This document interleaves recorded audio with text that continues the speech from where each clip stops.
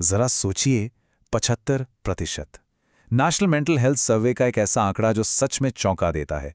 75% लोगों की मानसिक स्वास्थ्य सेवाओं तक कोई पहुंच ही नहीं है। ये महज एक संख्या नहीं है, ये एक बहुत बड़े संकट का पैमाना है जो हमारे बिल्कुल सामने है, लेकिन फिर भी लगभग पूरी तरह से अदृश्य है। तो चलिए सीधे मुद्दे पर आते हैं। आज हम मानसिक स्वास्थ्य संकट यानी मेंटल हेल्थ क्राइसिस की गहराई में उतरेंगे, लेकिन सिर्फ भारी भरकम शब्दों या सुने सुनाए नारों से परे हटकर सीधे डेटा, रिसर्च और एक्सपर्ट्स के अनुभवों के आधार पर समझेंगे कि आखिर पर्दे के पीछे की असली कहानी है क्या। शुरुआत करते हैं हमारे पहले हिस्से से, द मेंटल हेल्थ क्राइसिस। अक्सर एक धारणा होती है कि मानसिक स्वास्थ्य की समस्या किसी की निजी नाकामी है ना? लेकिन असल में ये संसाधनों की भारी कमी से जुड़ी एक बहुत बड़ी सिस्टमिक समस्या है। भारत में लगभग 11% लोग किसी न किसी मानसिक विकार से जूझ रहे हैं। और सबसे दिलचस्प बात यह है कि अगर इसमें शराब और सिगरेट की लत यानी सब्सटेंस अब्यूज के 11% को भी जोड़ दिया जाए तो ये आंकड़ा सीधा 2 गुना होकर 22% हो जाता है। मतलब आबादी का एक बहुत बड़ा हिस्सा हर रोज एक खामोश जंग लड़ रहा है। और इस विशाल संकट से निपटने के लिए संसाधन कितने हैं? सिर्फ 300। जी हां, दिल्ली जैसे महानगर की बात करें जहां करोड़ों की आबादी है, पूरे शहर में केवल 300 के करीब मनोचिकित्सक हैं। इसका नतीजा क्या होता है? क्लिनिक के बाहर लंबी कतारें और एक डॉक्टर को प्रति मरीज मिलते हैं सिर्फ 3 से 10 मिनट। इतने कम वक्त में कोई अपना हाल कैसे बयां कर सकता है? आइए अब बड़े आंकड़ों से निकलकर बुनियादी बातों की तरफ बढ़ते हैं। भाग 2, डिकोडिंग मेंटल हेल्थ। अक्सर एक बड़ी उलझन ये होती है कि आखिर मदद के लिए किसके पास जाएं, तो इसे थोड़ा सा सुलझा लेते हैं। एक तरफ होते हैं साइकेट्रिस्ट यानी मनोचिकित्सक। ये मेडिकल डॉक्टर होते हैं जो बीमारी का डायग्नोसिस करते हैं और दवाइयां या न्यूरोमॉड्यूलेशन लिख सकते हैं। दूसरी तरफ होते हैं साइकोलॉजिस्ट या थेरेपिस्ट। इनका काम होता है टॉकिंग क्योर यानी बातचीत के जरिए इलाज करना और आपके व्यवहार के पैटर्न को समझना। दोनों का रोल बिल्कुल अलग और अहम है। तो फिर मानसिक स्वास्थ्य असल में है क्या? डॉक्टर अचल भगत ने इसकी एक बहुत ही गहरी और खूबसूरत परिभाषा दी है। उनके मुताबिक ये गरिमा, एक उद्देश्यपूर्ण जीवन और अपनेपन की भावना की एक खोज है, एक यात्रा है। ये सिर्फ उन लोगों के लिए नहीं है जो बीमार हैं, बिल्कुल नहीं। ये हर इंसान की एक बुनियादी जरूरत है। और ये समझना भी बहुत जरूरी है कि ये सब रातों रात नहीं होता।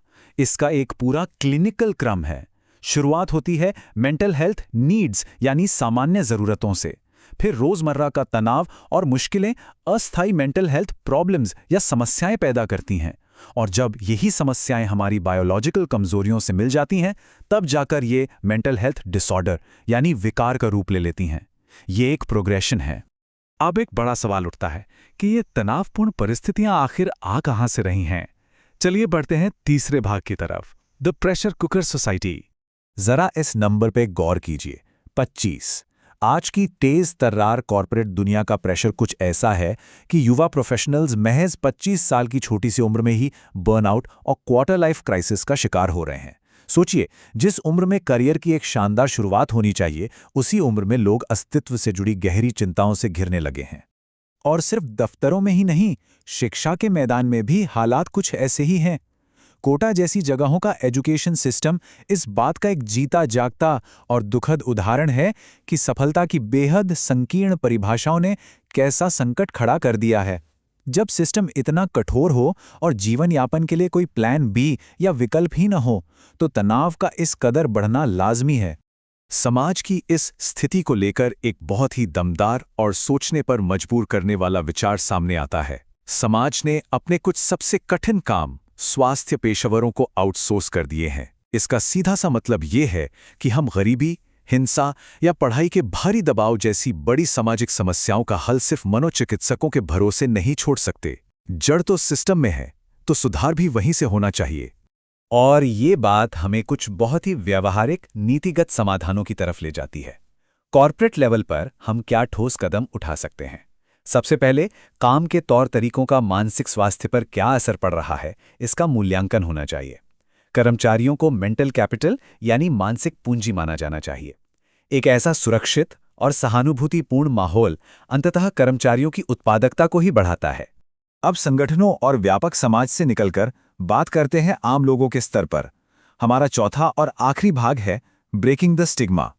किसी को सही सपोर्ट देने के लिए हमारी रोजमर्रा की बातचीत का नजरिया बदलना बहुत जरूरी है। यहाँ एक बहुत बड़े और नुकसानदेह मिथक को तोड़ना बनता है। अक्सर लोग डिप्रेशन से जूझ रहे व्यक्ति से कहते हैं, स्नैप आउट ऑफ इट, यानी बस इससे बाहर आ जाओ या थोड़ा योग कर लो। लेकिन असलियत में ये एक बायोलॉजिकल और मनोवैज्ञानिक लकवा है जिसके लिए प्रोफेशनल मदद चाहिए होती है। किसी डिप्रेस्ड इंसान को अपनी इच्छा शक्ति से ठीक होने को कहना बिल्कुल वैसा ही है जैसे टूटे हुए पैर वाले इंसान से कहना कि चलो एक दौड़ लगा के आते हैं। एक और नया ट्रेंड जो आजकल सोशल मीडिया पर बहुत छाया हुआ है वो है मानसिक स्वास्थ्य को ग्लैमरस बनाना।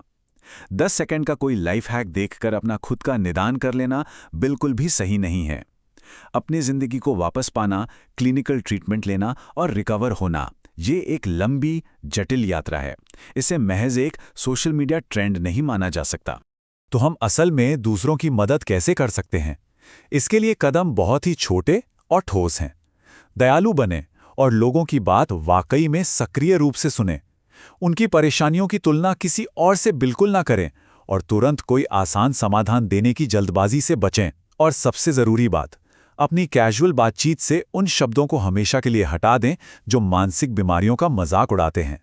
कई बार बिना जज किए सिर्फ ध्यान से सुनना ही किसी के लिए बहुत बड़ी मदद बन जाता है। इस विश्लेषण को खत्म करने से पहले एक बहुत ही गहरे सवाल पर विचार करना जरूरी है।